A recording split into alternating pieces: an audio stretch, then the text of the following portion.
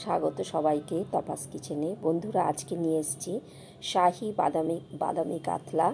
ভীষণ টেস্টি হয়, যে কোনো কিছুর সাথে, ফ্রায়েড রাইস, প্লেন রাইসের সঙ্গে দারুণ লাগে। আমি 1 কেজি কাতলা নিয়ে সেটাকে নুন আর হলুদ মাখিয়ে নিয়েছি।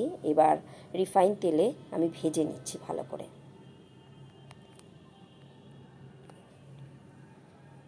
মাছগুলো ভেজে নিলাম। এবার একটা মশলা করে নিচ্ছি। 1/2 ইঞ্চি আদা, 2টো রসুন কোয়া, এলাচ, দারচিনি, একটা বড় টমেটো দিয়ে দিলাম। তার সঙ্গে দিয়ে দিচ্ছি কাজু আর প্লেন বাদাম ভিজিয়ে রেখেছি, তার সাথে কিশমিশ।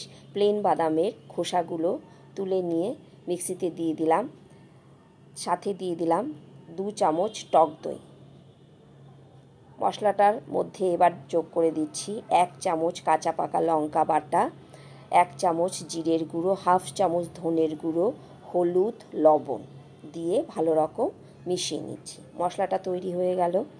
কড়াইতে জিরের সঙ্গে এলাচ, দারচিনি আর তেজপাতা দিয়ে দিচ্ছি ফোড়নে। ভালো করে ভেজে নিয়ে তারপর এর মধ্যে করে রাখা মশলাটা ছেড়ে দেব। ছেড়ে দিয়ে ভালো করে কষাবো। দিয়ে দিচ্ছি অল্প করে মিক্সি ধোয়া জল, আর দিয়ে দেব অল্প করে বাটি ধোয়া জল। এবার কষিয়ে নিচ্ছি মোটামুটি 40 সেকেন্ড মতন। কষানো হয়ে গেছে, দেখুন তেল ছেড়ে বেরিয়ে এসছে।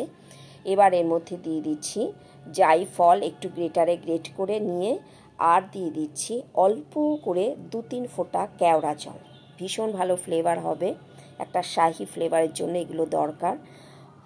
অল্প করে চিনি দিয়ে দিলাম, ছোটো চামচের 1/2 চামচ, যেহেতু টক দই দিয়েছি। এবার 5 মিনিট ঝোলটা ফুটিয়ে নিয়ে মাছগুলো দিয়ে ফুটিয়ে নেওয়ার পরে ঘি আর গরম মশলা দিয়ে নামিয়ে নিলাম। হয়ে গেল সুন্দর শাহি বাদামি কাতলা। ভালো লাগলে করবেন, করে কমেন্ট করবেন।